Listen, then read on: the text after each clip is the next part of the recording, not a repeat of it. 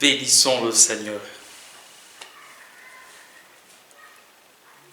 C'est certainement une impression fausse ou une idée fausse que de penser que Dieu punit les méchants ici sur terre.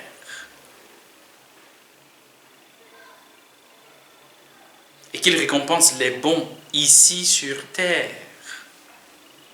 Certainement, il y a une récompense, il peut y avoir des sanctions, mais c'est plus peut-être des conséquences que la véritable rétribution, le véritable salaire.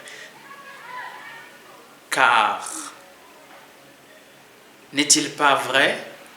De toute façon, c'est en Matthieu 5, 45. Jésus lui-même dit, Dieu fait lever son soleil sur les bons et sur les mauvais. Il fait tomber la pluie sur le champ des justes et sur le champ des injustes. Est-ce juste? Eh bien, c'est une question de perspective. Si vous pensez que la fin de l'existence, c'est la mort, alors il aurait fallu que Dieu se précipite pour rétribuer chacun avant qu'il ne meure. Mais ce n'est pas la fin.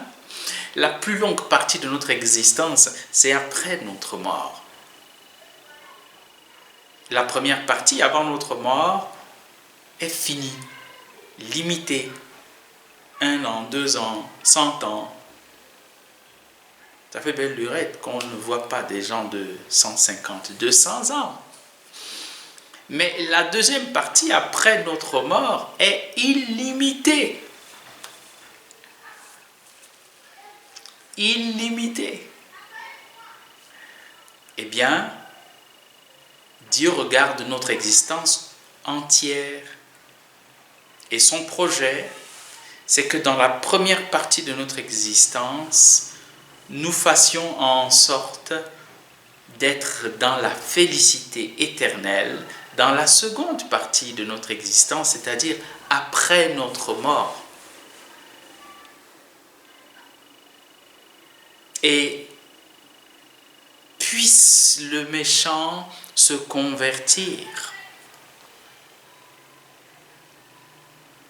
puisse le mécréant, l'ennemi de Dieu, changer son cœur pour accueillir le Seigneur.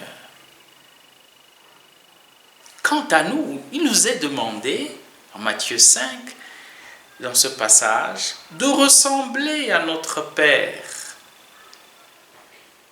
et de faire du bien, même précisément à ceux qui nous en font moins ou qui nous font du mal. De prier pour ceux qui nous persécutent.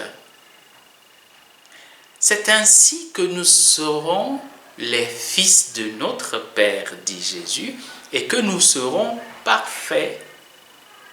Matthieu 5, 48, comme notre Père est parfait.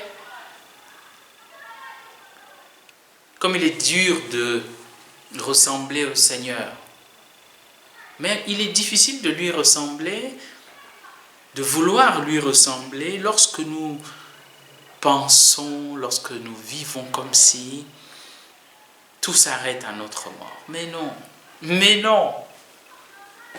Il y a encore tellement de choses à vivre après notre mort.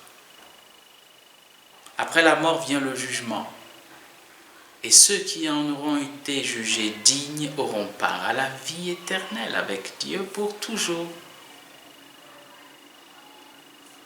Serais-je jugé digne d'avoir la vie éternelle si j'ai refusé de ressembler à Dieu en cette vie terrestre? Si j'ai rendu coup de poing pour coup de poing, insulte pour insulte, coup bas pour coup bas, peau de banane pour peau de banane,